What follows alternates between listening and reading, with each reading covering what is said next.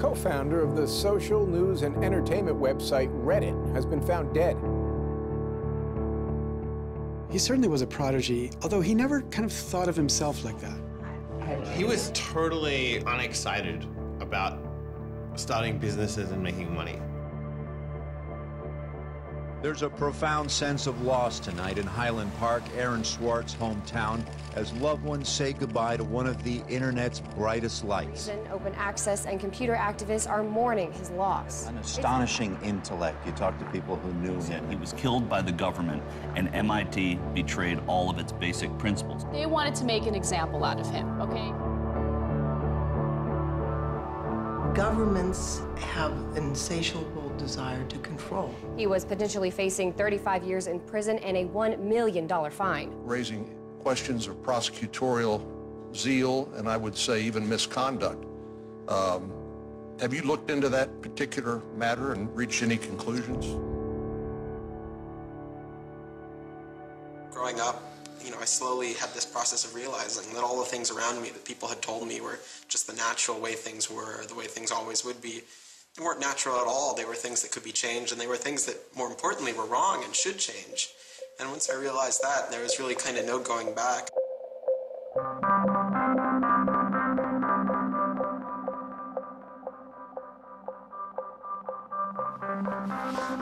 Welcome to Story Reading Time. The name of the book is Paddington at the Fair. Well, he was born in Highland Park and grew up here. Aaron came from a family of 3 brothers, all extraordinarily bright. So we were all, not the best behaved children and, 3 boys running around all the time, causing trouble. Hey, no. Aaron, what? But I've come to the realization Aaron learned how to learn at a very young age. 1, 2, 3, 4, 5, 6, 7, 8, 9, 10. Knock, knock. Who's there? Aaron. Aaron who? Aaron, funny man. He knew what he wanted, and he always wanted to do it. He always accomplished what he wanted. His curiosity was endless. Here's a little picture of what's a planet sign. And each planet has a symbol. Mercury symbol, Venus symbol, Earth symbol, Mars symbol, Jupiter symbol. One day he said to Susan, "What's this free family entertainment in downtown Highland Park?" Free family entertainment downtown Highland Park. He was 3 at the time, and she said, "What are you talking about?" And he said, "Look, it says here on the refrigerator, free family entertainment in downtown Highland Park." And so she was floored and astonished that he could read. It's called My Family Seder. The Seder night is different from all other nights. I remember once we were at the University of Chicago Library. I pulled a book off the shelf that was from like 1900 and showed him and said, this is really just an extraordinary place. We all were curious children, but Aaron really liked learning and really liked teaching. And so they were going to learn the ABCs backwards. Z, Y, X, W, V, U, T. I remember he came home from his first algebra class, and he was like, "Noah, let me teach you algebra." And I'm like, "What is algebra?" And he was always like that. Now you press the click button. There, now it's got that. Now it's in pink. When he was about 2 or 3 years old and Bob introduced him to computers, then he just took off like crazy on them. Go fast at 102 ABC. We all had computers, but Aaron really took to them, really took to the internet. Working at the computer? Mommy, why is nothing working? He started programming from a really young age. I remember the first program that I wrote with him was in BASIC, and it was a Star Wars trivia game. He sat down with me in the basement where the computer was for hours programming this game. The problem that I kept having with him is there was nothing that I wanted done. And to him, there was always something to do, always something that programming could solve. The way Aaron always saw it is that programming is magic, right? You can accomplish these things that normal humans can't. Aaron made an ATM using like a Macintosh and like a cardboard box. One year for Halloween, I didn't know what I wanted to be, and he thought it'd be really, really cool if I dressed up like his new favorite computer, which at the time was the original iMac. I mean, he hated dressing up for Halloween, but he loved convincing other people to dress up as things that he wanted to see.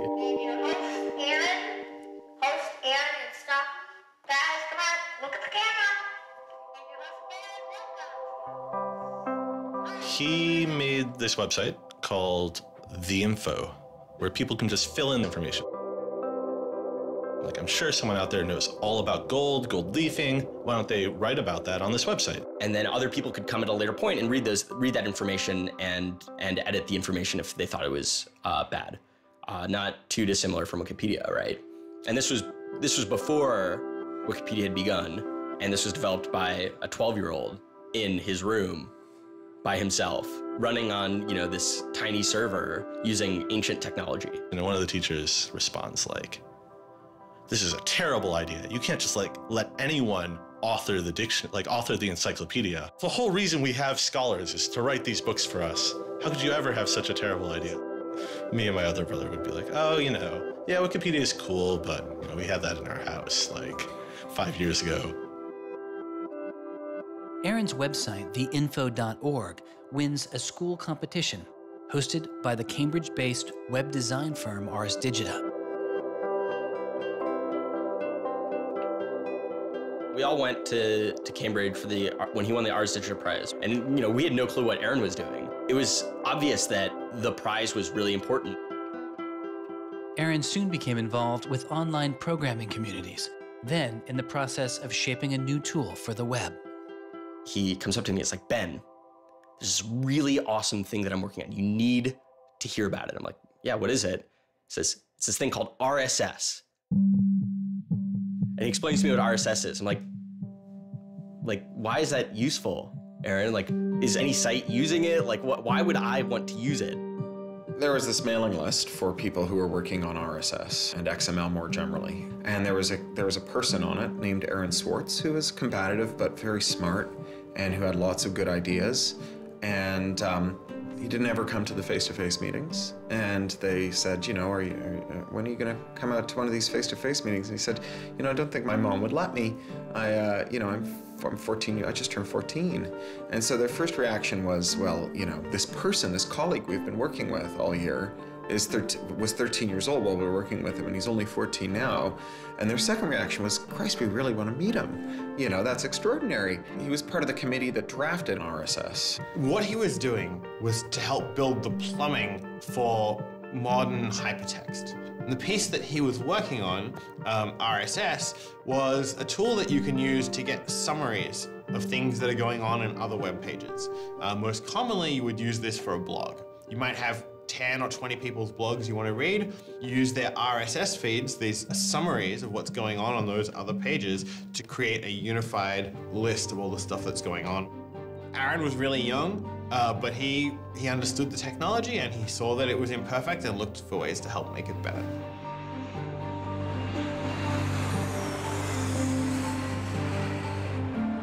So his mom started bundling him on planes in Chicago. We'd pick him up in San Francisco. We'd introduce him to interesting people to argue with, and we'd marvel at his horrific eating habits. He only ate white food, only like, you know, steamed rice and not fried rice because that wasn't sufficiently white, and white bread and so on. And, you know, you kind of marvel at this, the quality of the debate emerging from this, what appeared to be a small boy's mouth.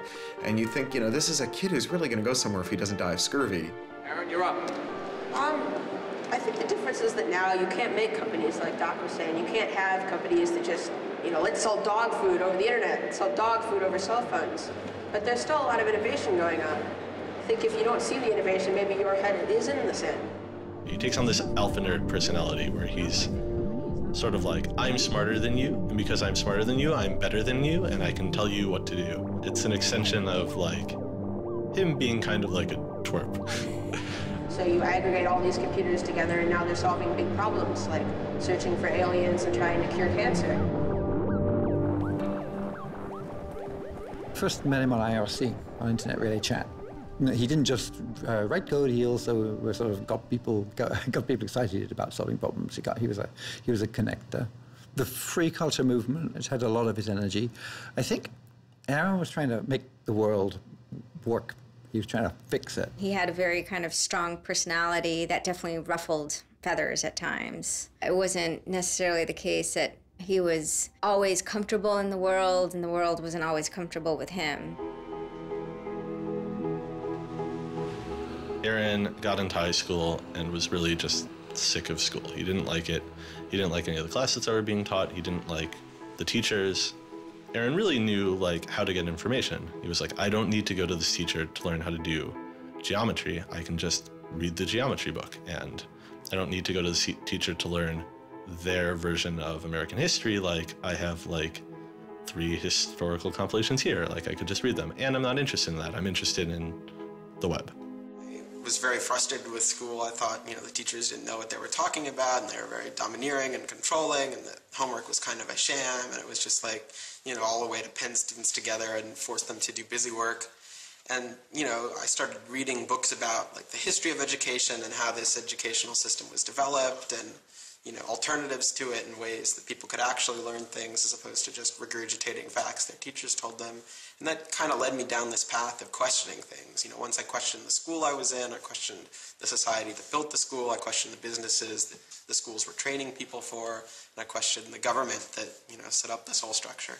One of the things he was most passionate about was copyright, especially in those early days. Copyright has always been something of a burden on the publishing industry and on readers, but it wasn't an excessive burden. It was a reasonable institution to have in place to make sure that people got paid. What Aaron's generation experienced was the collision between this antique copyright system and this amazing new thing we were trying to build, the internet and the web. These things collided, and what we got was chaos. He then met Harvard law professor Lawrence Lessig, who was then challenging copyright law in the Supreme Court. A young Aaron Swartz flew to Washington to listen to the Supreme Court hearings. I am Aaron Swartz, and I'm here to listen to see the Eldred argument. Why did you fly out here from Chicago and come all this way to see the Eldred argument? That's a more difficult question. See the Eldred. Because I don't know. It's very exciting to see the Supreme Court, especially such a prestigious case as this one.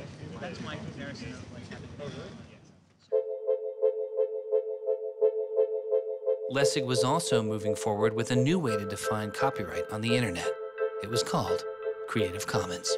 So the simple idea of Creative Commons is to give people, creators, a simple way to mark their creativity with the freedoms they intended to carry.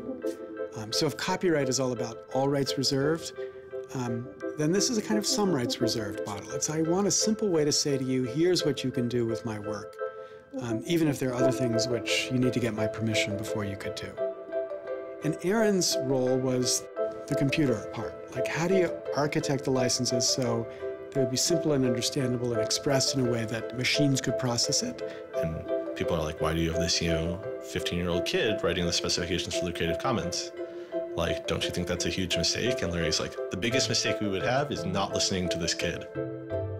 He's not even tall enough to get over the podium, and it wasn't these movable podiums, so it was this embarrassing thing where once he put his screen up, nobody could see his face. When you come to our website here, and you go to choose license, it gives you this list of options, it explains what it means, and you fill out 3 simple questions. Do you want to require attribution? Do you want to allow commercial uses of your work? Do you want to allow modifications of your work? I was floored, just completely flabbergasted that these adults regarded him as an adult. And Aaron stood up there in front of a whole audience full of people and just started talking about the platform that he'd created for Creative Commons. And they were all listening to him. I was sitting at the back thinking, he's just a kid. Why are they listening to him? But they did. Well, I don't think I comprehended it fully. Though critics have said it does little to ensure artists get paid for their work, the success of Creative Commons has been enormous. Currently on the website Flickr alone, over 200 million people use some form of Creative Commons license. He contributed through his technical abilities, and yet it was not simply a technical matter to him. Aaron often wrote candidly in his personal blog. I think deeply about things, and I want others to do likewise. I work for ideas and learn from people. I don't like excluding people. I'm a perfectionist, but I won't let that get in the way of publication. Except for education and entertainment, I'm not going to waste my time on things that won't have an impact. I try to be friends with everyone, but I hate it when you don't take me seriously. I don't hold grudges. It's not productive, but I learn from my experience. I want to make the world a better place.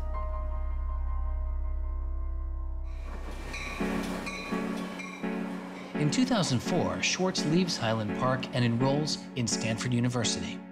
He had had ulcerative colitis, which was very troubling, and we were concerned about him taking his medication. He got hospitalized, and he would take this cocktail of pills every day. And one of those pills was a steroid, which stunted his growth and made him feel different from many of the other students. Aaron, I think, shows up at Stanford ready to do scholarship and finds himself in effectively a babysitting program for overachieving high schoolers who, in 4 years, are meant to become, you know, captains of industry and one percenters. And like, I think it just made him bananas. In 2005, after only 1 year of college, Swartz was offered a spot at the new startup incubation firm called Y Combinator, led by Paul Graham. And he's like, hey, I have this idea for a website. And Paul Graham likes him enough and says, yeah, sure. So Aaron drops out of school, moves to this apartment. So this used to be Aaron's apartment when he moved here. I have vague memories of my father telling me how difficult it was to get a lease because Aaron had no credit and he dropped out of college. Aaron lived in what's now the living room, and some of the posters are left over from when Aaron lived here. And then the library. There are more books, but a lot of them are Aaron's. Aaron's Y Combinator site was called Infogami, a tool to build websites. But Infogami struggles to find users, and Swartz eventually merges his company with another Y Combinator project in need of help. It was a project headed by Steve Huffman and Alexis Ohanian, called Reddit. There we were, starting from almost nothing.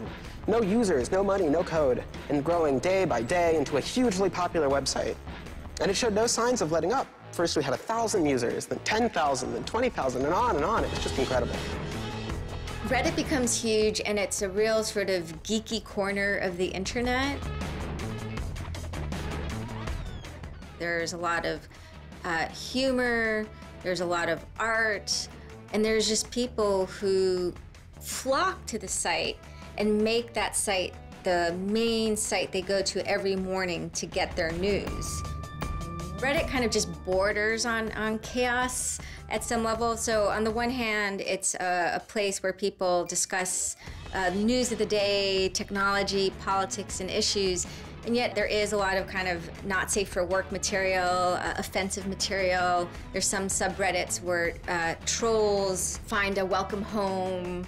And so in that sense, Reddit has been kind of home to controversy as well. It kind of sits on that edge of chaos. Reddit catches the attention of the corporate magazine giant Condé Nast, who makes an offer to buy the company. Some large amount of money, large enough that my dad was getting bugged with questions about, like, how do I store this money? Like a lot of money.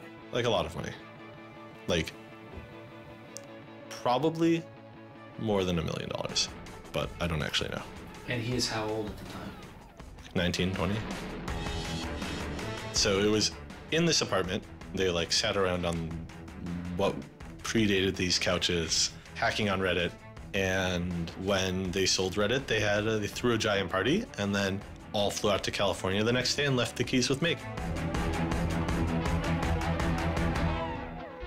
It was funny, you know, he just sold a startup, so we all kind of presumed he was the richest person around, but he said, oh no, I'll take this tiny little shoebox-sized room. That's all I need. Like, it was barely larger than a closet. The idea of him spending his money on fancy objects just seems so implausible. He explains it's like, I like living in apartments, so I'm not going to spend a lot of money on a new place to live. I'm not going to buy a mansion. And I like wearing jeans and a t-shirt, so I'm not going to spend any more money on clothes. So like, it's, you know, really no big deal. What is a big deal to Swartz is how traffic flows on the internet and what commands our attention. In the old system of broadcasting, you were fundamentally limited by the amount of space in the airwaves. You know, you could only send out 10 channels over the airwaves of television, right? Or even with cable, you had 500 channels. On the internet, everybody can have a channel. Everyone can get a blog or a MySpace page. Everyone has a way of expressing themselves. And so what you see now is not a question of who gets access to the airwaves. It's a question of who gets control over the ways you find people. You know, you start seeing power centralizing in sites like Google, these sort of gatekeepers that tell you where on the internet you want to go, the people who provide you your sources of news and information. So it's not, you know, only certain people have a license to speak. Now everyone has a license to speak. It's a question of who gets heard. After he started working in San Francisco at Condé Nast, he comes into the office and they want to give him a computer with all this crap installed on it and say that he can't install any new things on his computer, which to a developer is outrageous, right? From the first day, he was complaining about all this stuff. Gray walls, gray desks, gray noise. The first day I showed up here, I simply couldn't take it. By lunchtime, I had literally locked myself in a bathroom stall and started crying. I can't imagine staying sane with someone buzzing in my ear all day, let alone getting any actual work done. Nobody else seems to get work done here either. Everybody's always coming into our room to hang out and chat or invite us to play the new video game system that Wired is testing. He really had different aspirations that were politically oriented. And Silicon Valley just doesn't really quite have that culture that orients technical activity for the purposes of political goals. Aaron hated working for a corporation. They all hate working for Condé Nast, but Aaron is like the only one who's not going to take it. And Aaron basically gets himself fired by not showing up to work ever. It was said to be a messy breakup. Both Alexis Ohanian and Steve Huffman declined to be interviewed for this film. He rejected the business world. One of the really important things to remember about that choice when Aaron decided to kind of leave startup culture is that he was also leaving behind the things that had made him, you know, famous and well-loved, and, you know, he was at risk of letting down fans. He got to where he was supposed to be going and had the self-awareness and the orneriness to realize that he had climbed the mountain of shit to pluck the single rose and discovered that he'd lost his sense of smell. And rather than sit there and insist that it wasn't as bad as it seemed, and he did get the rose in any event, he climbed back down again, which is pretty cool. The way Aaron always saw it is that programming is magic, right? You can accomplish these things that normal humans can't by being able to program. So if you had magical powers, would you use them for good or to make you mountains of cash? Swartz was inspired by one of the visionaries he had met as a child, the man who had invented the World Wide Web, Tim Berners-Lee. In the 1990s, Berners-Lee was arguably sitting on one of the most lucrative inventions of the 20th century. But instead of profiting from the invention of the World Wide Web, he gave it away for free. It is the only reason the World Wide Web exists today. Aaron is certainly deeply influenced by Tim. Tim is certainly a very prominent early internet genius who doesn't in any sense cash out. He's not at all interested in how he's going to figure out how to make $1 billion.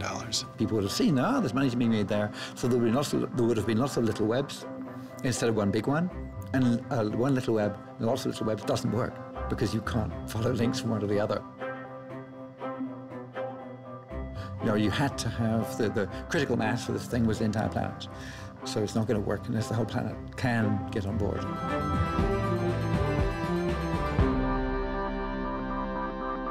I mean, I feel very strongly that it's not enough to just live in the world as it is, to just kind of take what you're given and, follow the things that adults told you to do and that, your parents told you to do and that society tells you to do. I think you should always be questioning. I take this very scientific attitude that everything you've learned is just provisional, that, you know, it's always open to recantation or refutation or questioning. And I think the same applies to society. Once I realized that there were real serious problems, fundamental problems that I could do something to address, I didn't see a way to forget that. I didn't see a way not to. We just started spending a lot of time just kind of as friends. We would just talk for hours into the night. I definitely should have understood that he was flirting with me. I think to some degree I was like, this is a terrible idea and impossible, and therefore I will pretend it is not happening. As my marriage was breaking down and I was really stuck without anywhere to go, we became roommates and brought my daughter over. We moved in and furnished a house, and it was really peaceful. Like, my life had not been peaceful for a while, and really neither had his.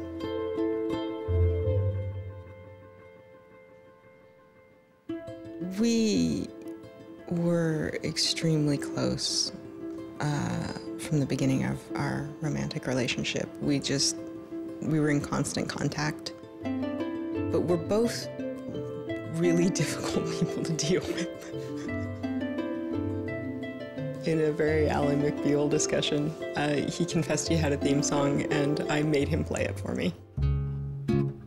It was Extraordinary Machine by Fiona Apple. I think it was just that sense of kind of being a little bit embattled that the song has. And it also had like this hopefulness to it. By foot it's a slow climb, but I'm good at being uncomfortable, so I can't stop changing all the time. Because in many ways, Aaron was tremendously optimistic about life. Even when he didn't feel it, he could be tremendously optimistic about life. Extraordinary machine. What are you doing? Flickr has video now. Swartz threw his energy into a string of new projects involving access to public information, including an accountability website called watchdog.net and a project called the Open Library. So the Open Library project is a website that you can visit at openlibrary.org. And the idea is to be a huge wiki, an editable website with one page per book. So for every book ever published, we want to have a web page about it that combines all the information from publishers, from booksellers, from libraries, from readers, onto one site, and then gives you links where you can buy it, you can borrow it, or you can browse it. I love libraries. You know, I'm the kind of person who goes to a new city and immediately seeks out the library. So that's the dream of Open Library, is building this website where both you can leap from book to book, from person to author, from subject to idea, go through this vast tree of knowledge that's been embedded and lost in big physical libraries that's hard to find, that's not very well accessible online, is really important because books are a cultural legacy. You know, books are the place people go to write things down, and to have all that swallowed up by one corporation is kind of scary. How can you bring public access to the public domain? It may sound obvious that you'd have public access to the public domain, but in fact, it's not true. So the public domain should be free to all, but it's often locked up. There's often, you know, guard cages. It's like having a national park, but with a moat around it and gun turrets pointed out in case somebody might want to actually come and enjoy the public domain. One of the things Aaron was particularly interested in was bringing public access to the public domain. This is one of the things that got him into so much trouble.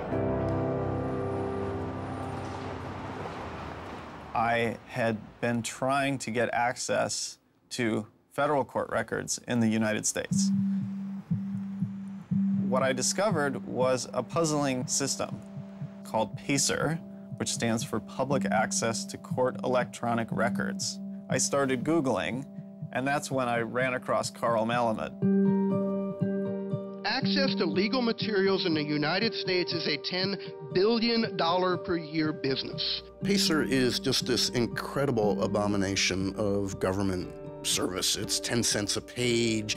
It's this most brain-dead code you've ever seen. You can't search it. You can't bookmark anything. You got to have a credit card. And these are public records. It's you know, U.S. district courts are very important. It's where a lot of our seminal litigation starts, civil rights cases, patent cases, all sorts of stuff. And journalists and students and citizens and lawyers all need access to PACER, and it fights them every step of the way. People without means can't see the law as readily as people that have that gold American Express card. It's a poll tax on access to justice. The law is the operating system of our democracy, and you have to pay to see it. That's not much of a democracy. They make about $120 million a year on the PACER system, and it doesn't cost anything near that, according to their own records. In fact, it's illegal. The E-Government Act of 2002 states that the courts may charge only to the extent necessary in order to reimburse the costs of running PACER.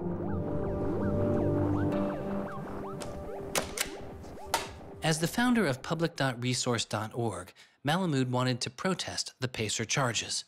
He started a program called the PACER Recycling Project, where people could upload PACER documents they had already paid for to a free database so others could use them. The PACER people were getting a lot of flack from Congress and others about public access. And so they put together this system. In 17 libraries across the country, there was free PACER access. That's one library every 22,000 square miles, I believe. So it wasn't like really convenient.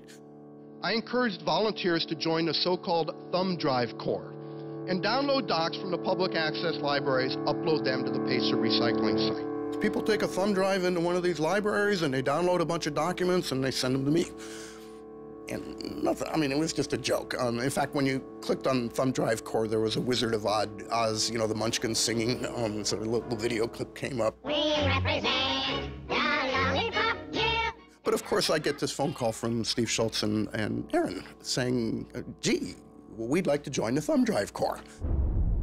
Around that time, I ran into Aaron at a conference. This is something that really has to be a collaboration between a lot of different people. So I approached him and I said, hey, I'm thinking about an intervention on the PACER problem. Schultz had already developed a program that could automatically download PACER documents from the trial libraries. Swartz wanted to take a look. So I showed him the code. And I didn't know what would come next, but as it turns out, over the course of the next few hours at that conference, he was off sitting in a corner, improving my code, recruiting a friend of his that lived near one of these libraries to go into the library and to begin to test his improved code, at which point the folks at the courts realized something's not going quite according to plan. And data started to come in and come in and come in, and soon there were 760 gigabytes of PACER docs, about 20 million pages. Using information retrieved from the trial libraries, Swartz was conducting massive, automated parallel downloading of the PACER system. He was able to acquire nearly 2.7 million federal court documents, almost 20 million pages of text.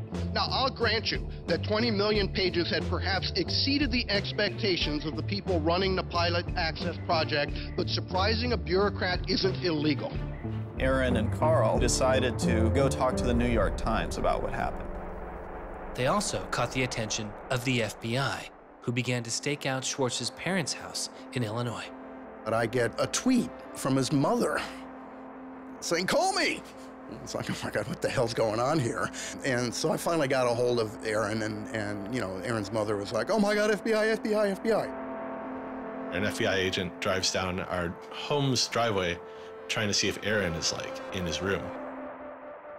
And I remember being home that day and wondering why this car was driving down our driveway and just driving back out. I was like, that's weird. 5 years later, I read this FBI file and I'm like, oh my goodness. That was the FBI agent in my driveway. He was terrified. He was totally terrified. He was way more terrified after the FBI actually called him up on the phone and tried to sucker him into coming down to a coffee shop without a lawyer. He said he went home and laid down on the bed and was shaking. The downloading also uncovered massive privacy violations in the court documents. Ultimately, the courts were forced to change their policies as a result. And the FBI closed their investigation without bringing charges. To this day, I find it remarkable that anybody, even at the most remote podunk field office of the FBI, thought that a fitting use for taxpayer dollars was investigating people for criminal theft on the grounds that they had made the law public. How can you call yourself a lawman and think that there can possibly be anything wrong in this whole world with making the law public? Aaron was willing to put himself at risk for the causes that he believed in. Bothered by wealth disparity, Swartz moves beyond technology and into a broader range of political causes. I went into Congress and I invited him to come and hang out and intern for us for a while so that he could learn, you know, the political process. He was sort of learning about a new community, a new set of skills, and kind of learning to hack politics. It seems ridiculous that miners should have to hammer away until their whole bodies are dripping with sweat, faced with the knowledge that if they dare to stop, they won't be able to put food on the table that night, while I get to make larger and larger amounts of money each day just by sitting and watching TV. But apparently the world is ridiculous. So I co-founded a group called the Progressive Change Campaign Committee, and what we try and do is we try and organize people over the internet who care about progressive politics and moving the country in a more progressive direction to kind of come together, join our email list, join our campaigns, and help get progressive candidates elected all across the country. The group is responsible for igniting the grassroots effort behind the campaign to elect Elizabeth Warren to the Senate. He might have thought it was a dumb system, but he came in and he said, I need to learn this system because it can be manipulated like any, like any social system. But his passion for knowledge in libraries didn't take a back seat. Aaron began to take a closer look at institutions that publish academic journal articles. By virtue of being students at a major U.S. university, I assume that you have access to a wide variety of scholarly journals. Pretty much every major university in the United States pays these sort of licensing fees to organizations like JSTOR and Thomson and ISI to get access to scholarly journals that the rest of the world can't read. These scholarly journals and articles are essentially the entire wealth of human knowledge online, and many have been paid for with taxpayer money or with government grants. But to read them, you often have to pay again, handing over steep fees to publishers like Reed Elsevier. These licensing fees are so substantial that people who are studying in India instead of studying in the United States don't have this kind of access. They're locked out from all of these journals. They're locked out from our entire scientific legacy. I mean, a lot of these journal articles, they go back to the Enlightenment. Every time someone has written down a scientific paper, it's been scanned and digitized and put in these collections. That is a legacy that has been brought to us by the history of people doing interesting work, the history of scientists. It's a legacy that should belong to us as a commons, as a people, but instead it's been locked up and put online by a handful of for-profit corporations who then try and get the maximum profit they can out of it. So a researcher paid by the university or the people publishes a paper, and in the very, very last step of that process, after all the work is done, after all the original research is done, the thinking, the lab work, the analysis, after everything is done at that last stage, then the researcher has to hand over his or her copyright to this multi-billion-dollar company. And it's sick. It's an entire economy built on volunteer labor. And then the publishers sit at the very top and scrape off the cream. Talk about a scam. One publisher in Britain made a profit of $3 billion last year. I mean, what a racket. JSTOR is just a very, very small player in that story, but for some reason, JSTOR is the player that Aaron decided to confront. He'd gone to some conference around open access and open publishing, and I don't know who the person from JSTOR was, but I think at some point Aaron asked the question, like, how much would it cost to open up JSTOR in perpetuity? And they gave some, I think it was $200 million, something that Aaron thought was totally ridiculous.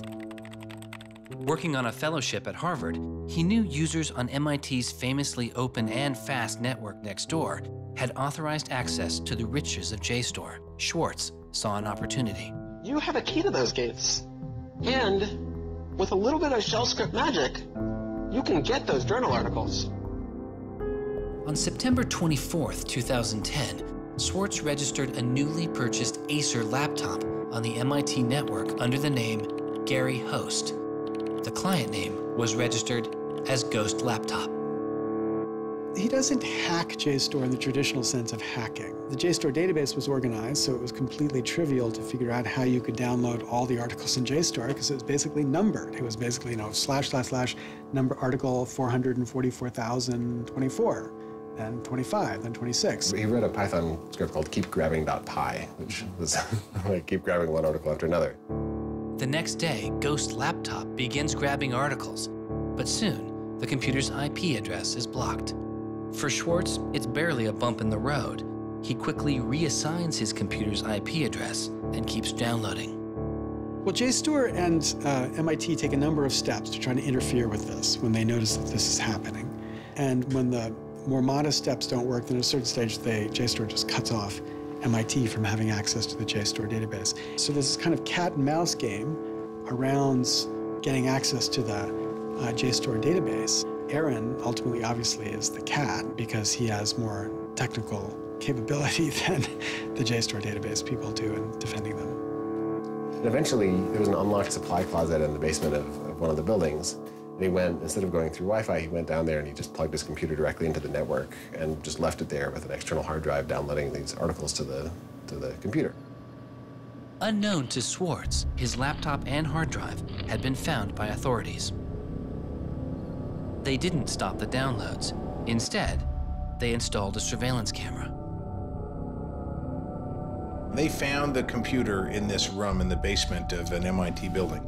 They could have unplugged it. They could have waited for the guy to come back and said, dude, what are you doing? You know, cut it out.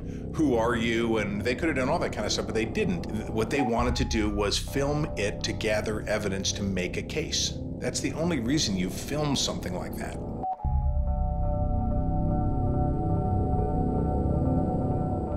At first, the only person caught on the glitchy surveillance camera was using the closet as a place to store bottles and cans.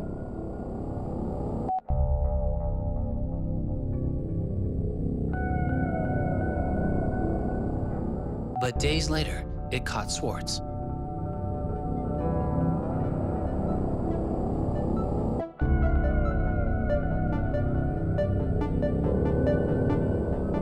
Swartz is replacing a hard drive. He takes it out of his backpack, leans out of frame for about 5 minutes, and then leaves.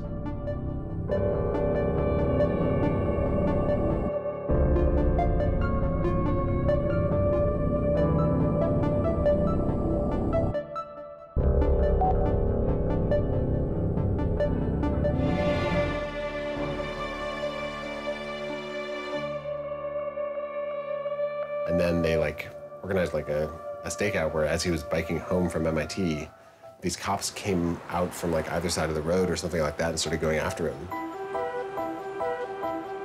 He describes that he was pressed down and assaulted by the police. He tells me that it's unclear that they were police that were after him. He thought that someone was trying to attack him. He does tell me they beat him up. I was just devastated. The notion of any kind of criminal prosecution of anyone in our family or anything was so foreign and incomprehensible, I didn't know what to do. Well, they execute search warrants at Aaron's house, his apartment in Cambridge, and his office at Harvard. 2 days before the arrest, the investigation had gone beyond JSTOR and the local Cambridge police. It had been taken over by the United States Secret Service. The Secret Service began investigating computer and credit card fraud in 1984, but 6 weeks after the attack on 9/11, their role expanded.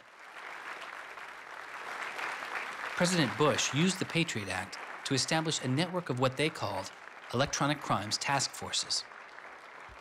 The bill before me takes account of the new realities and dangers posed by modern terrorists. According to the Secret Service, they are primarily engaged in activity with economic impact, organized criminal groups, or use of schemes involving new technology. The Secret Service turned Swartz's case over to the Boston U.S. Attorney's Office. There was a guy in the U.S. Attorney's Office who had the title head of the Computer Crimes Division or Task Force.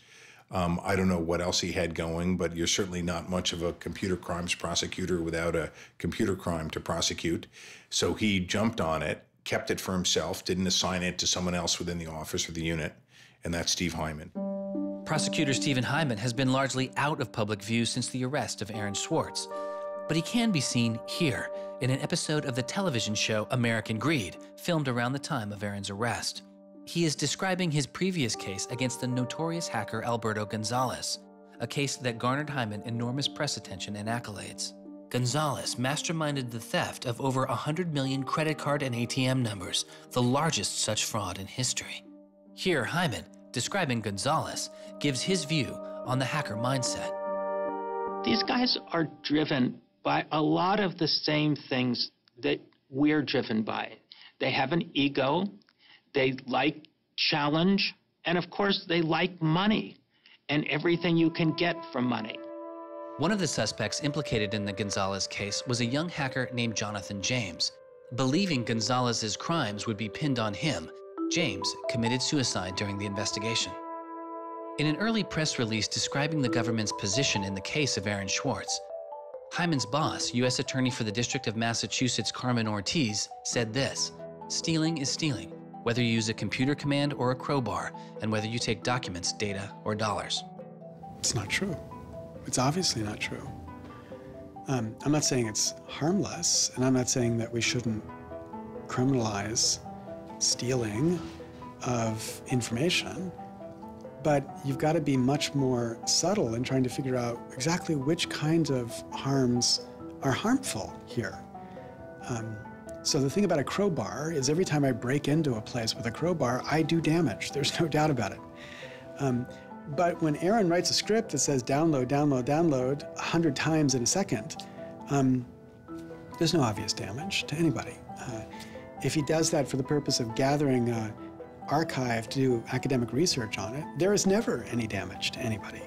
He wasn't stealing, he wasn't selling what he got or giving it away. He was making a point, as far as I could tell. The arrest took its toll on Swartz. He just wouldn't talk about it. And he's like very stressed. If you thought like the FBI was like going to come to your doorstep any day, anytime you went down the hall, even to do your laundry, and they would break into your apartment because you left the door unlocked, like, I'd be pretty stressed. And it was clear. And so Aaron was always sort of like in like a dour mood.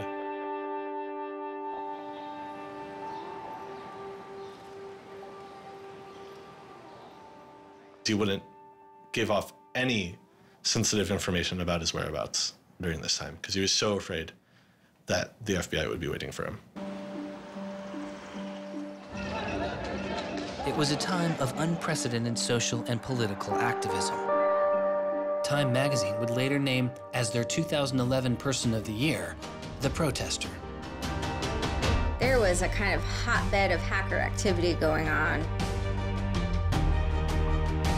WikiLeaks had released a trove of diplomatic cables. Manning had been under arrest at the time. It was unknown whether he was the source of the leak. Anonymous, which is a kind of protest ensemble that has a lot of hackers in its ranks, were going on various sprees of sorts. If you compare that to what he did, his stuff should have been left behind for MIT and JSTOR to deal with in a kind of private, professional manner. It should have never gotten the attention of the criminal system. It just didn't belong there.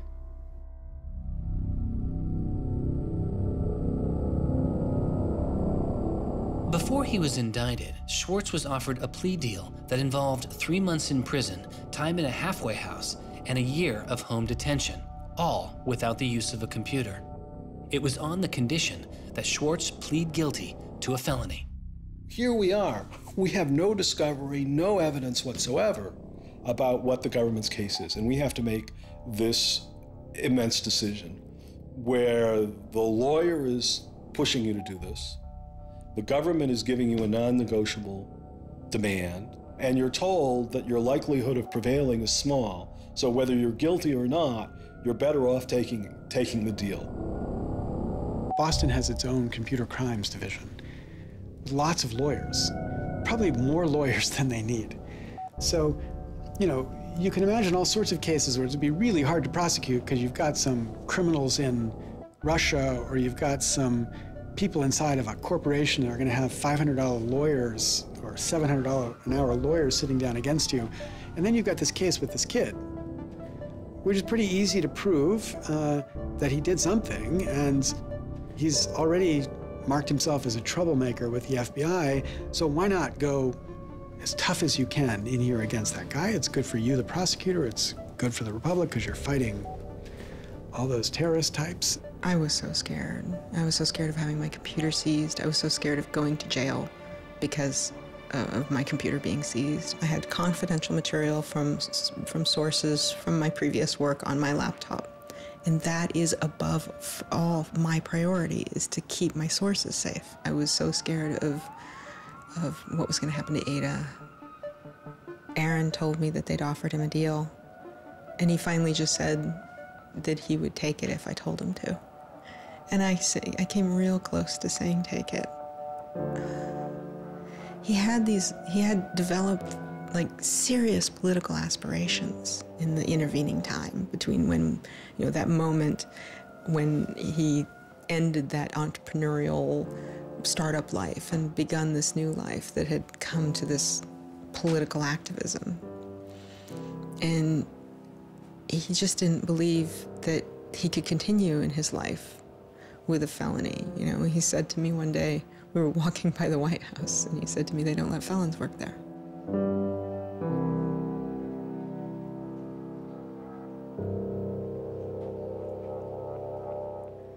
And he really wanted that to be his life. He hadn't killed anybody. He hadn't hurt anybody. He hadn't stolen money. He hadn't done anything that seemed felony worthy, right? And there is this idea that there's no reason that he should be labeled a felon and taken away his right to vote in many states for doing what he did. That's just outrageous. It makes sense for him to be, maybe fined a bunch of money or, asked not to come back to MIT again. But to be a felon, to face jail time. Swartz turned down the plea deal. Hyman redoubled his efforts. Hyman continued to press us at all levels. Even with the physical evidence seized from Aaron's Acer computer, hard drive, and USB drive, the prosecutors needed evidence of his motives. Why was Aaron Swartz downloading articles from JSTOR, and just what did he plan to do with them? The government claims that he was planning to publish these. We don't really know whether that was his real intention, because Aaron also had a history of doing projects where he'd analyze giant data sets of articles in order to learn interesting things about them. The best evidence for that was that when he was at Stanford, he also had downloaded the whole Westlaw legal database. In a project with Stanford law students, Swartz had downloaded the Westlaw legal database. He uncovered troubling connections between funders of legal research and favorable results. He did this amazing analysis of for-profit companies giving money to law professors who wrote law review articles which were then beneficial to Exxon during an oil spill, right? So it was a very corrupt system of funding, vanity research. Swartz had never released the Westlaw documents. In theory, he could have been doing the same thing about the JSTOR database. That would have been completely okay.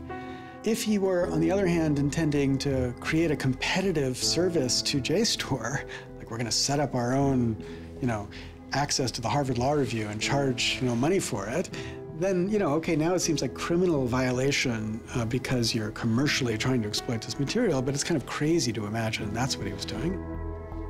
So, but then there's the middle case. Well, what if he was just trying to liberate it for all of the developing world? But depending on what he was doing, it creates a very different character to how the law should be thinking about it. The government was prosecuting him as if this was like a commercial criminal violation, like stealing a whole bunch of credit card records. It was that kind of crime. I don't know what he was going to do with that database, but I heard from a friend of his that Aaron had told him he was going to analyze the data for evidence of corporate funding of climate change research that led to biased results. And I totally believe that. I was just told that Steve wanted to talk to me. And I thought, maybe this is a way I could get out of this. Just just exit the situation. And I didn't want to live in fear of having my computer seized. I didn't want to live in fear of having to go to jail on a contempt of court charge if they tried to compel me to decrypt my computer. When they came to me and said, Steve wants to talk to you, that seemed reasonable. They offered Norton what is known as a Queen for a Day letter, or a proffer. It allowed prosecutors to ask questions about Aaron's case. Norton would be given immunity from prosecution herself for any information she revealed during the meeting. I didn't like it. I told my lawyers repeatedly that this seemed fishy. I didn't like this. I didn't want immunity. I didn't need immunity. I hadn't done anything. But they were really, really stringent that they did not want me meeting the prosecutor without immunity. But just to be clear, this is a Queen for a Day deal, a proffer. Right, a proffer letter. In which you basically handed information over to them in exchange for protection from prosecution. So it wasn't handing information over. It was, at least that's not how I saw it. It was just having a discussion, having an interview with them. Well, they're asking you questions. They're asking me questions. They can ask about whatever they want. Right. And whatever they learn, I really, right. And I repeatedly tried to go in naked. I repeatedly tried to turn down the proffer letter. I was ill. I was being pressured by my lawyers. I was confused. I was not doing well by this point. I was depressed and I was scared and I didn't understand the situation I was in. I had no idea why I was in this situation. I hadn't done anything interesting, much less wrong. We went out of our minds. Aaron was clearly very distraught about it. We were very distraught about it. Aaron's attorneys were very distraught about it. We tried to get Quinn to change attorneys. I was very unused to being in a room with large men, well-armed, that are continually telling me I'm lying and that I must have done something. I told them that this thing that they were prosecuting wasn't a crime. I told them that they were on the wrong side of history. I used that phrase. I said, you're on the wrong side of history. And they looked bored. They didn't even look angry. They just looked bored. And it began to occur to me that we weren't having the same conversation. I mean, I told them plenty of things about, why people would download journal articles, and eventually, I don't remember what was around it. I mentioned that he'd done this blog post, the Guerrilla Open Access Manifesto. This is the Guerrilla Open Access Manifesto, supposedly written in July 2008 in Italy. Information is power. But like all power, there are those who want to keep it for themselves. The world's entire scientific and cultural heritage, published over centuries in books and journals, is increasingly being digitized and locked up by a handful of private corporations. Meanwhile, those who have been locked out are not standing idly by. You've been sneaking through holes and climbing over fences, liberating the information locked up by the publishers and sharing them with your friends. But all this action goes on in the dark, hidden underground. It's called stealing or piracy, as if sharing a wealth of knowledge were the moral equivalent of plundering a ship and murdering its crew. But sharing isn't immoral, it's a moral imperative. Only those blinded by greed would refuse to let a friend make a copy. There's no justice in following unjust laws. It's time to come into the light and, in the grand tradition of civil disobedience, declare our opposition to this private theft of public culture. The manifesto itself was allegedly written by 4 different people and also edited by Norton. But it was Swartz who had signed his name to it. When it's over, I go immediately to Aaron and tell him everything I can remember about it. And he gets very angry. The things that I'd done shouldn't have added up that way. I hadn't done anything wrong, and everything had gone wrong. But I was never...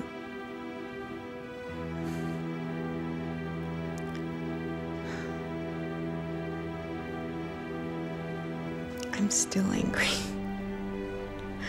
I'm still angry that you can try your best with these people to do the right thing, and they will turn everything against you, and they will hurt you with anything they can. And in that moment, I regret that I said what I did. But my much larger regret is that we have settled for this, that we are okay with this. That we are okay with a justice system that tries to game people into little traps so they can ruin their lives. So yeah, I wish I hadn't said that, but I am much, much angrier that this is where I am. That this is what we as a people think is okay. They used every method that I think they could think of to get her to provide information which would be unhelpful to Aaron and helpful to the prosecution of Aaron. Right. But you know, I don't think she had information that was helpful to the government. Months go by as Swartz's friends and family await a looming indictment. In the meantime, Swartz was becoming a go-to expert on a series of internet issues. To you then, do you think that the internet is something that should be considered a human right and something that the government cannot take away from you? Yes, definitely. I mean, this notion that national security is an excuse to shut down the internet, that's exactly what we heard in Egypt and Syria and all these other countries. And so, yeah, it's true. Sites like WikiLeaks are going to be putting up some embarrassing material about what the U.S. government does, and people are going to be organizing to protest about it and try and change their government. You know, and that's a good thing. That's what all these First Amendment rights of free expression, of freedom of association are all about. And so the notion that we should try and shut those down, I think, just goes against very basic American principles. The principle, I think, is one that our founding fathers would have understood. If the internet had been around back then, instead of putting post offices in the Constitution, they would have put ISPs. Well, it's definitely interesting to see how... Swartz meets activist Taryn Steinbrickner-Kaufman, and the two begin to date. We need a massive global public outcry. If there's no massive global public outcry, it won't create any change. You know, 4 people in this city should cause a massive global public outcry. You know, we need a petition signer. Without telling her specifics, he warned her he was involved in something he called simply the bad thing. And I had sort of crazy theories, like that he was having an affair with Elizabeth Warren or something. I speculated both Hillary Clinton and Elizabeth Warren, actually, but... So sometime in probably late July, Aaron called me, and I happened to pick up, and he said, you know, the bad thing might be in the news tomorrow. Do you want me to tell you, or do you want to read about it in the news? And I said, well, I want you to tell me. And he said, well, I've been arrested for downloading too many academic journal articles, and they want to make an example out of me. And I was like, that's it? That's the big fuss? Really? Like, this doesn't sound like a very big deal. On July 14th, 2011, federal prosecutors indict Swartz on 4 felony counts. He gets indicted on the same day that, like, 2 people in England who are part of LulzSec get arrested, and, like, a few other real hackers.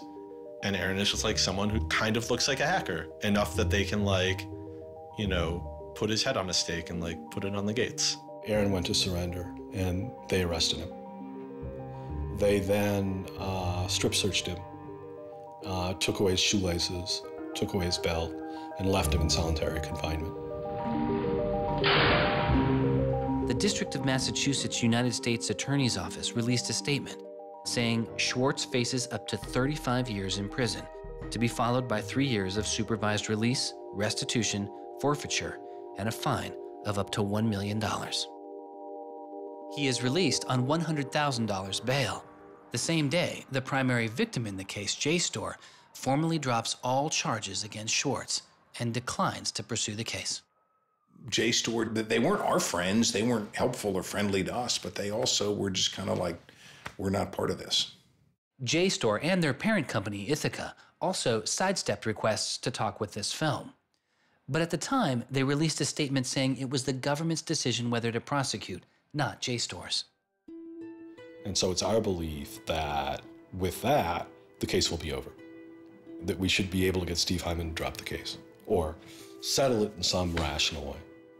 And the government refused. Why? Well, because I think they wanted to make an example out of Aaron. And they said they wanted to, the reason why they wouldn't move on requiring a felony conviction and jail time was that they wanted to use this case as a case of for deterrence. They told us that. They told you that? Yes. This was going to be an example? Yes. He was going to be an example? Yes. Steve Hyman said that. Deterring who? Like, there's other people out there running around logging onto JSTOR and downloading the articles to make a political statement? I mean, who are they deterring? It would be easier to understand the Obama administration's posture of supposedly being for deterrence if this was an administration that, for instance, prosecuted arguably the biggest economic crime that this country has seen in the last 100 years, the crimes that were committed that led to the financial crisis on Wall Street. When you start deploying the non-controversial idea of deterrence only selectively, you stop making a dispassionate analysis of lawbreaking, and you started deciding to deploy law enforcement resources specifically on the basis of political ideology. And that's not just undemocratic, it's supposed to be un-American. Prosecutor Stephen Hyman later reportedly told MIT's outside counsel that the straw that broke the camel's back was a press release sent out by an organization Swartz founded called Demand Progress. According to the MIT account, Hyman reacted to the short statement of support, calling it a wild internet campaign and a foolish move that moved the case from a human one-on-one level to an institutional level. That was a poisonous combination. A prosecutor who didn't want to lose face, who had a political career in the offing maybe, and didn't want to have this come back and haunt them. You spent how many tax dollars arresting someone for taking too many books out of the library and they got your ass handed to you in court? No way. I then moved to try to put pressure on MIT in various ways to get them to go to the government and request the government to stop the prosecution. What is MIT's reaction to that? There doesn't seem to be any reaction from MIT at that point.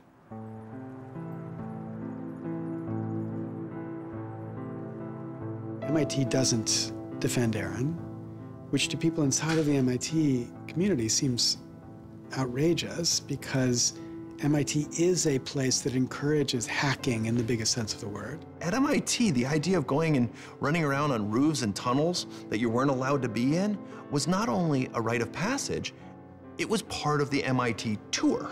And lockpicking was a winter course at MIT. They had the moral authority to stop it in its tracks. MIT never stood up and took a position of saying to the feds, don't do this. We don't want you to do this. You're overreacting. This is too strong, that I'm aware of. They acted kind of like any corporation would. They helped the government. They didn't help us unless they felt they had to, and they never tried to stop it. MIT declined repeated requests to comment, but they later released a report saying they attempted to maintain a position of neutrality and believed Hyman and the U.S. Attorney's Office did not care what MIT thought or said about the case. MIT's behavior seemed really at odds with the MIT ethos, right? You could argue that MIT turned a blind eye and that was okay for them to do. But taking that stance, taking that neutral stance in and of itself was taking a pro-prosecutor stance. If you look at Steve Jobs and Steve Wozniak, they started by selling a blue box, which was a thing designed to defraud the phone company. If you look at Bill Gates and Paul Allen, they initially started their business by using computer time at Harvard, which was pretty clearly against the rules. The difference between Aaron and the people I just mentioned is that Aaron wanted to make the world a better place. He didn't just want to make money. Swartz continues to be outspoken on a variety of internet issues. You know, the reason the internet works is because of the competitive marketplace of ideas. And what we need to be focusing on is getting more information about our government, more accessibility, more discussion, more debate. But instead, it seems like what Congress is focused on is shutting things down. Aaron thought he could change the world just by explaining the world very clearly to people. Flame can literally control your computer and make it spy on you. Welcome, Aaron. Good to have you back on the show here. You know, just like spies used to in olden days, put microphones and tap what people were saying, now they're using computers to do the same things. Schwartz's political activity continues, his attention turning to a bill moving through Congress designed to curb online piracy. It was called SOPA. Activists like Peter Eckersley saw it as an enormous overreach, threatening the technical integrity of the internet itself. And one of the first things I did was to call Aaron. I said, can we do a big online campaign against this? This isn't a bill about copyright. It's not? No, he said. It's a bill about the freedom to connect. Now I was listening. And he thought about it for a while and then said yes. And he went and founded Demand Progress. Demand Progress is an online activism organization. We've got around 1.5 million members now, but started in the fall of 2010. Aaron was one of the most prominent people in a community of people who helped lead organizing around social justice issues at the federal level in this country. SOPA was the bill that was intended to curtail online piracy of music and movies, but what it did was basically take a sledgehammer to a problem that needed a scalpel.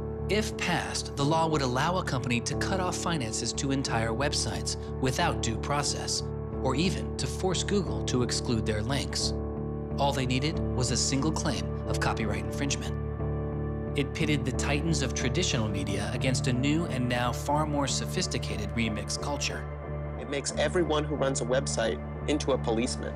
And if they don't do their job of making sure nobody on their site uses it for anything that's even potentially illegal, the entire site can get shut down without even so much as a trial. This was over the top. I mean, this was a catastrophe.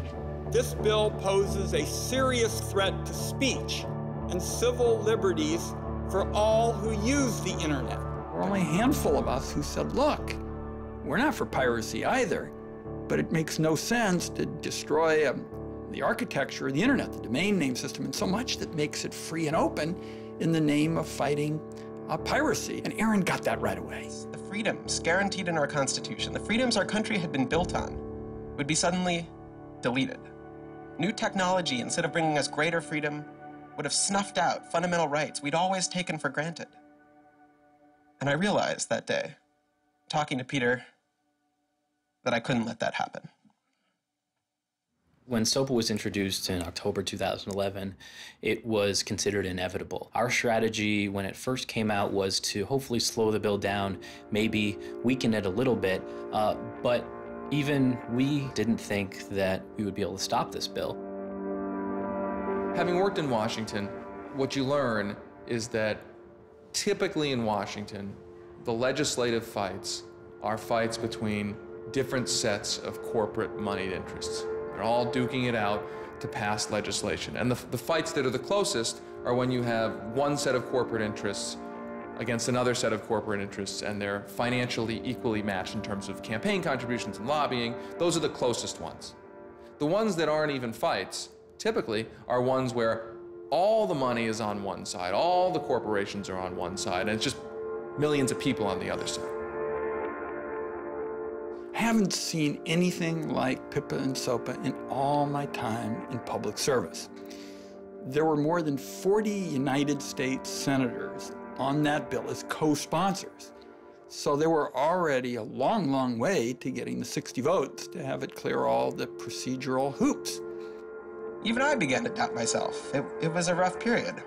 Swartz and Demand Progress were able to marshal enormous support, using traditional outreach combined with commonly used voice-over IP to make it very easy for people to call Congress. I've never met anybody else who was able to operate at his level, both on the technological side and on the campaign strategy side. Millions of people contacted Congress and signed anti-SOPA petitions. Congress was caught off guard. There was just something about watching those clueless members of Congress debate the bill, watching them insist they could regulate the internet and a bunch of nerds couldn't possibly stop them. I am not a nerd. I'm just not enough of a nerd. Maybe we ought to ask some nerds what this thing really does. Let's have a hearing, bring in the nerds. Really? Nerds? You know, I think actually the word you're looking for is experts. To enlighten you so your laws don't backfire, break the internet. We use the term geek, but we're allowed to use that because we are geeks. The fact that it got as far as it did without them talking to any technical experts reflects the fact that there is a problem in this town. I'm looking for somebody to come before this body and testify in a hearing and say, this is why they're wrong. There used to be an office that provided science and technology advice, and members could go to them and say, help me understand XYZ. And Gingrich killed it. He said it was a waste of money. Ever since then, Congress has plunged into the dark ages. I don't think anybody really thought that SOPA could be beaten, including Aaron. I think it was worth trying, but it didn't seem winnable. And I remember maybe a few months later, I remember him just turning to me and being like, I think we might win this. And I was like, that would be amazing. Calls to Congress continue. When the domain hosting site GoDaddy becomes a supporter of the bill, tens of thousands of users transferred their domain names in protest. Within a week, a humbled GoDaddy reverses their position on SOPA. When the Congress people that supported the record and movie industries realized that there was this backlash, they kind of scaled the bill back a little bit. You could see the curve happening. You could see that our arguments were starting to resonate. It was like Aaron had been striking a match and it was being blown out. Striking another one was being blown out. And finally he'd managed to catch enough kindling that the flame actually caught, and then it turned into this roaring blaze. On January 16th, 2012, the White House issued a statement saying they didn't support the bill. And then this happened. I'm a big believer that we should be dealing with issues of piracy, and we should deal with them in a serious way. But this bill is not the right bill. When Jimmy Wales put his support towards blacking out Wikipedia, the #5 most popular website in the world. This is a website that's on several % of all of the clicks on anywhere on the internet. Wikipedia went black, Reddit went black, Craigslist went black, phone lines on Capitol Hill flat out melted. Members of Congress started rushing to issue statements retracting their support for the bill that they were promoting just a couple days ago. Within 24 hours, the number of opponents of SOPA in Congress went from this to this. To see congressmen and senators slowly flip sides throughout the day of the blackout was pretty unbelievable. There was like a 100 representative swing. And that was when, as hard as it was for me to believe, after all this, we had won. The thing that everyone said was impossible, that some of the biggest companies in the world had written off as kind of a pipe dream, had happened. We did it. We won. This is a historic week in internet politics, maybe American politics. The thing that we heard from people in Washington, D.C., from staffers on Capitol Hill was they received more emails and more phone calls on SOPA blackout day than they'd ever received about anything. I think that was an extremely exciting moment. This was the moment when the internet had grown up politically. It was exhilarating because it's hard to believe it actually happened. It's hard to believe a bill with so much financial power behind it didn't simply sail through the Congress. And not only did it not sail through, it didn't pass at all. It's easy sometimes to feel like you're powerless, like when you come out in the streets and you march and you yell and nobody hears you. But I'm here to tell you today, you are powerful. So yeah, maybe sometimes you feel like you're not being listened to, but I'm here to tell you that you are. You are being listened to. You are making a difference. You can stop this bill if you don't stop fighting. Stop PIPA. Stop SOPA. Some of the biggest internet companies, to put it frankly, would benefit from a world in which their little competitors could get censored. We can't let that happen. For him, it was more important to be sure that you made a small change than to play a small part in a big change.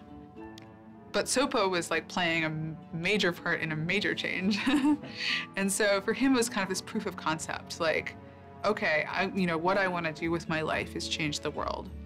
I think about it in this really scientific way of like, I'm measuring my impact. And this shows that it's possible, right? That the thing that I want to do with my life is possible.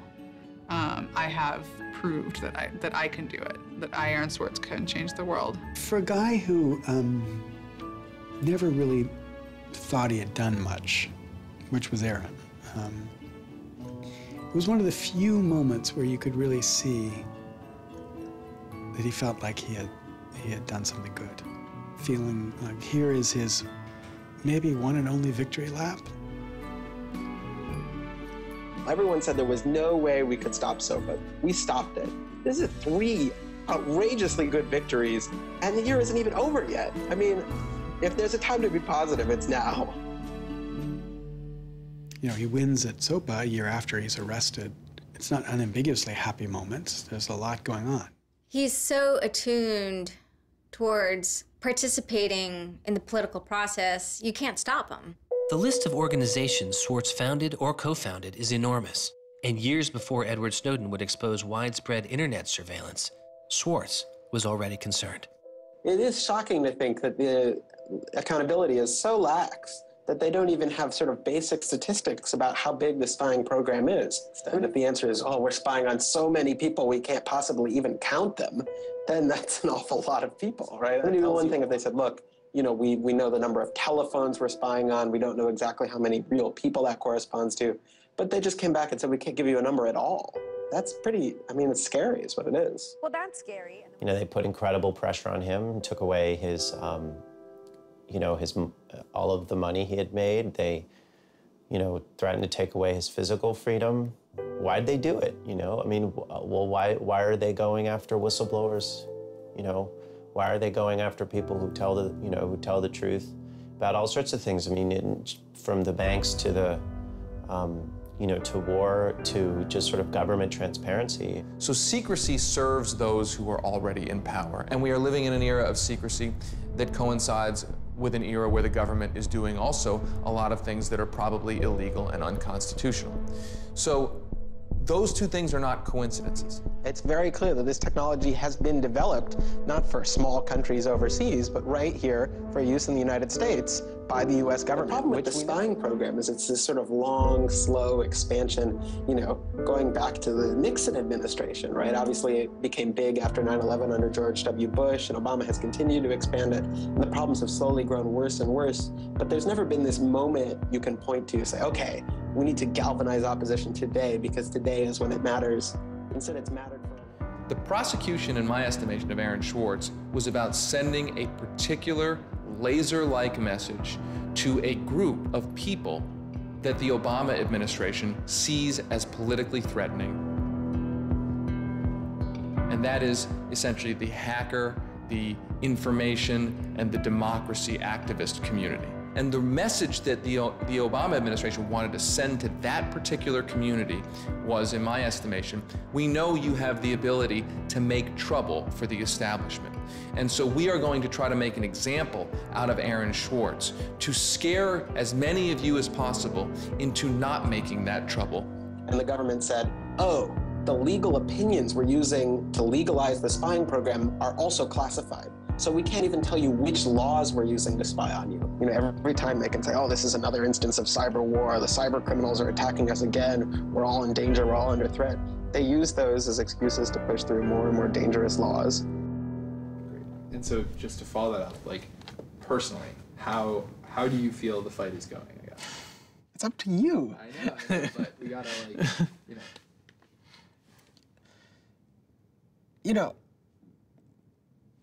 there's sort of these two polarizing perspectives, right? Everything is great. The internet has created all this freedom and liberty and everything's gonna be fantastic. Or everything is terrible. The internet has created all these tools for cracking down and spying and, you know, controlling what we say. And I think both are true, right? The internet has done both. And both are kind of amazing and astonishing. And which one will win out in the long run is up to us. It doesn't make sense to say, oh, one is doing better than the other. You know, they're both true. And it's up to us which ones we emphasize and which ones we take advantage of, because they're both there and they're both always going to be there.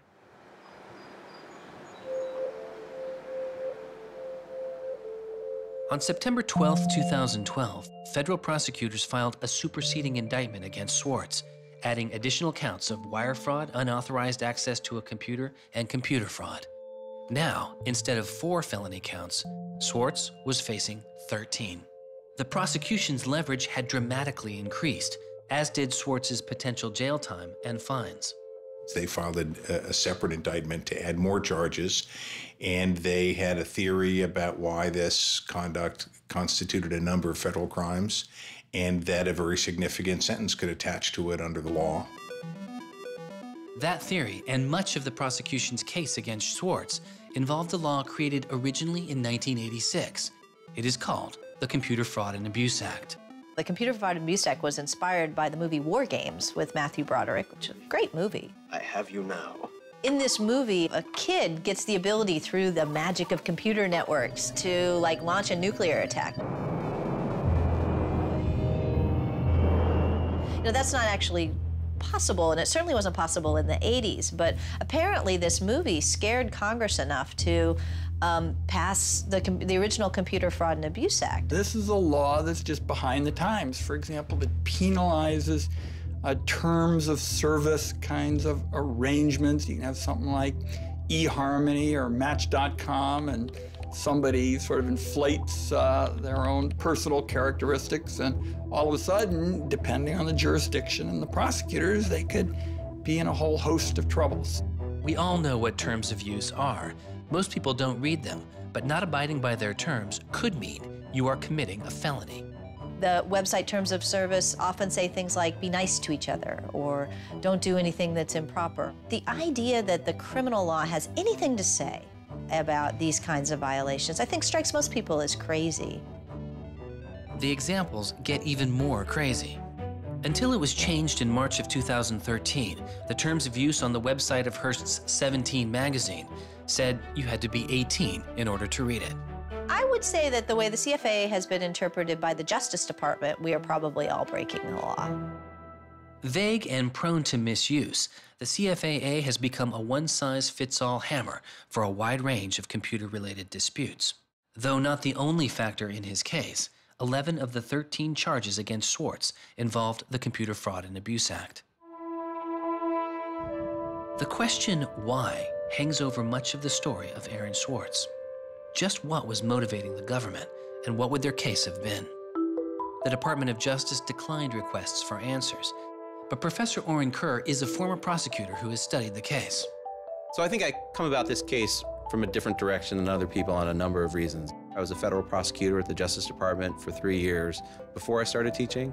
The government came forward with an indictment based on what crimes they thought were committed, just as a purely lawyers matter, looking at the precedents, looking at the statute, looking at the history, looking at the cases that are out there so far. I think it was a fair indictment based on that. You can debate whether they should have charged this case. There's just a lot of disagreement. Some people are on the open access side, some people are not. I think the government took Swartz's guerrilla open access manifesto very seriously. And I think they saw him as somebody who was committed as a moral imperative to breaking the law to overcome a law that Swartz saw as unjust. And in a democracy, if you think a law is unjust, there are ways of changing that law. There's going to Congress, as Swartz did so masterfully with SOPA. Or you can violate that law in a way to try to nullify that law. And I think what was driving the prosecution was the sense that Swartz was committed not just to breaking the law, but to really making sure that law was nullified, that everyone would have access to the database in a way that you couldn't put the toothpaste back into the tube. It would be done, and Swartz's side would win. There's a big disagreement in society as to whether that is an unjust law, and ultimately that's a decision for the American people to make, working through Congress. And then the second problem is, I think, we're still trying to figure out what's the line between less serious offenses and more serious offenses. We're now entering this different environment of computers and computer misuse, and we don't yet have a really strong sense of exactly what these lines are. So we're just working that out. This is a poor use of prosecutorial discretion. The hammer that the Justice Department has to scare people with it just gets bigger and bigger and bigger. And so most people just, you can't roll the dice with your life like that. Should we tap somebody's phone? Should we film them? Should we turn somebody and get them to testify against these other people? That's how federal agents and prosecutors think. They build cases, they make cases. Swartz was caught in the gears of a brutal criminal justice system that could not turn back. A machine that has made America the country with the highest rate of incarceration in the world. We have in this country allowed ourselves to be captured by the politics of fear and anger. And anything we're afraid of, like the future of the internet and access, and anything we're angry about instinctively creates a criminal justice intervention. And we've used jail, prison, and punishment to resolve a whole host of problems that historically were never seen as criminal justice problems. The impulse to threaten, indict, prosecute, which is part of what has created this debate and controversy over online access and information on the internet, is very consistent with what we've seen in other areas. The one difference is that the people who are usually targeted and victimized by these kinds of criminal and carceral responses are typically poor and minority. Swartz's isolation from friends and family increased. He had basically stopped working on anything else, and the case was, in fact, like taking over sort of his whole life. One of Aaron's lawyers apparently told the prosecutors that he was emotionally vulnerable and that was something that they really needed to keep in mind so that they knew that. It was weighing on him very heavily. He did not like having his actions and his movements restricted in any way. And the threat of jail, which they pounded him with a lot, was terrifying to him. Completely exhausted his financial resources, and it cost us a lot of money also, and he raised a substantial amount of money. So it was, it was in the millions of dollars. The legal defense? Yes. Was in millions? Yes. Yeah, I think he didn't want to be a burden to people. I think that was a factor. Like, I have my normal life, and then I have this shitty thing I have to deal with. And I try to keep the two of them as separate as possible. But they were just beginning to blur together, and everything was becoming shitty. Swartz faced a tough choice that was only getting tougher. Do you admit guilt and move on with your life, or do you fight a broken system? With his legal case, the answer was simple. He rejects the final plea deal, and a trial date is set. Aaron was resolute that he didn't want to knuckle under and accept something that he didn't believe was fair, but I also think he was scared.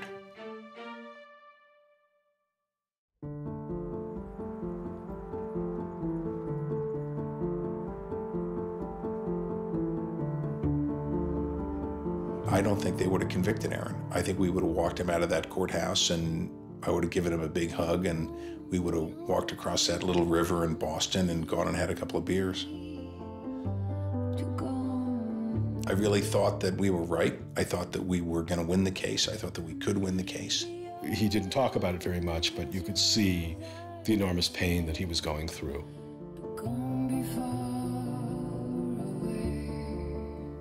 No time in his childhood did Aaron have any severe mood swings or depressive episodes or anything that I would ascribe to severe depression.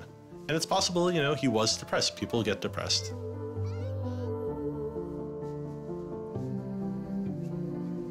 Very early in our relationship, 3 or 4 weeks in or something, I remember him saying to me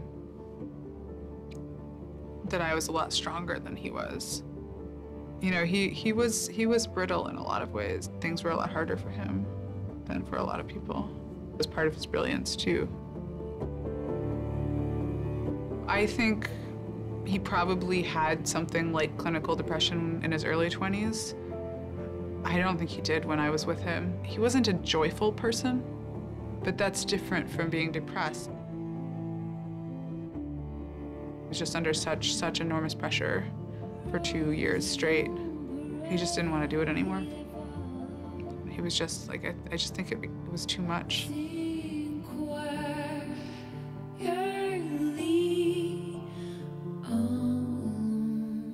I got a phone call late at night. I could tell something was wrong, and then I called and I realized what had happened.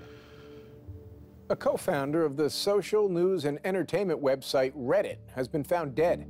Police say 26-year-old Aaron Swartz killed himself yesterday in his Brooklyn apartment.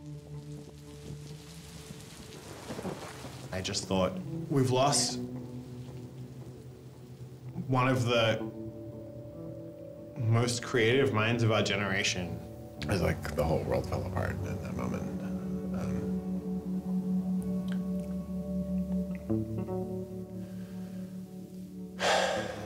It was one of the hardest nights of my life.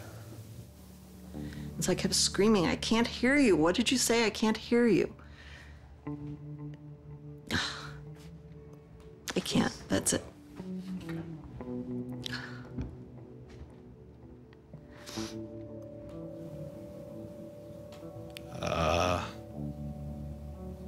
Yeah, none of it made any sense. And really still doesn't. I was so frustrated, angry.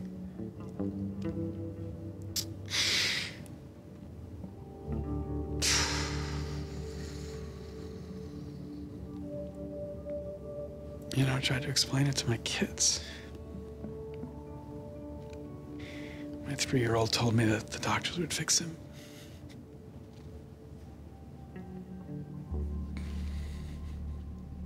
I've known lots of people who've died, but I've never lost anybody like this. Because everybody feels, and I do too, there's so much we could have more to do. Like, I just didn't know he was there. I didn't know this was what he was suffering, and he was part of me. And I just wanted it to not be real. And then I just looked at his Wikipedia page and I saw the end date.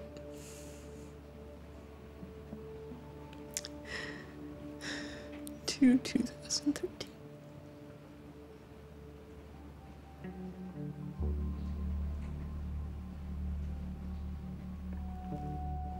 Aaron is dead. Wanderers in this crazy world, we have lost a mentor, a wise elder. Hackers for right, we're one down. We've lost one of our own. Nurturers, carers, listeners, feeders, parents, all, we have lost a child. Let us all weep.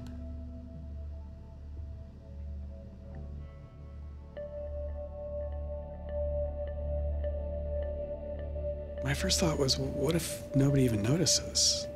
You know, because it wasn't clear to me how salient he was. I had never seen anything quite like the outpouring I saw. The net just lit up. I mean, everyone was trying to explain it in their own way, but I've never seen people grieve on Twitter before. People were visibly grieving online. He was the internet's own boy, and the old world killed him. We are standing in the middle of a time when great injustice is not touched. The architects of the financial meltdown have dinner with the president regularly. In the middle of that time, the idea that this was what the government had to prosecute just seems absurd if it weren't tragic. The question is, can we do something, given what's happened, to make the world a better place? And how can we further that legacy? That's the only question one can ask. All over the world, there were starting to be hackathons and gatherings. And Aaron Swartz has, in some sense, brought the best out of us in trying to say, how do we fix this? He was, in my humble opinion, one of the true extraordinary revolutionaries that this country has produced. I don't know whether Aaron was defeated or victorious, but we are certainly shaped by the hand of the things that he wrestled with. When we turn armed agents of the law on citizens trying to increase access to knowledge, we've broken the rule of law, we've desecrated the temple of justice. Aaron Swartz was not a criminal. Change does not roll in on the wheels of inevitability, it comes through continuous struggle. Aaron really could do magic. And I'm dedicated to making sure that his magic doesn't end with his death. He believed that he could change the world, and he was right. Out of the last week and out of today, phoenixes are already rising. Since Swartz's death, Representative Zoe Lofgren and Senator Ron Wyden have introduced legislation that would reform the Computer Fraud and Abuse Act, the outdated law that formed the majority of the charges against Swartz. It's called Aaron's Law. Aaron believed that, you literally ought to be asking yourself all of the time, what is the most important thing I could be working on in the world right now? And if you're not working on that, why aren't you? This is what democracy looks like. We are the people. Internet freedom is under attack. What do we do? Stand up like that. Internet freedom is under attack. What do we do? Hey, hey, go home. Our North East has got to go. Hey, hey. I wish we could change the past, but we cannot. but we can change the future, and we must. We must do so for Aaron. We must do so for ourselves. We must do so to make our world a better place, a more humane place, a place where justice works and access to knowledge becomes a human right. So there was a kid back in February from Baltimore, 14 years old, who had access to JSTOR. And he'd been spelunking through JSTOR after reading something. And he figured out a way to do early tests for pancreatic cancer. And pancreatic cancer kills the shit out of you because we detect it way too late. By the time we detect it, it's already too late to do anything about it. He sent emails off to the entire oncology department at Johns Hopkins, you know, hundreds of them. And every 14-year-old kid, yeah, and most of them ignored it, right? But one of them like sent him an email back and said, "This is not an entirely stupid idea. Why don't you come on over?" And this kid worked evenings and weekends with this researcher. And in February, I heard him on the news, just a couple of weeks after Aaron died, when Aaron was in the news a lot. Sorry. And he said the reason he was on the news is because they'd done it. They were shipping an early test for pancreatic cancer that was going to save lives. And he said, this is why what Aaron did was so important. Because you never know, right? This truth of the universe is not only something that policymakers use to figure out, you know, what the speed limit should be. It's where the thing that's going to keep, you know, your kid from dying of pancreatic cancer comes from. And without access, the person who might come up with the thing that's got your number on it may never find that answer. He slept so well, he didn't fall out of bed once, not even when he dreamed he was back on the spacecraft. Very good, Aaron. Very good. Yay, Aaron. Okay. Now it's song time.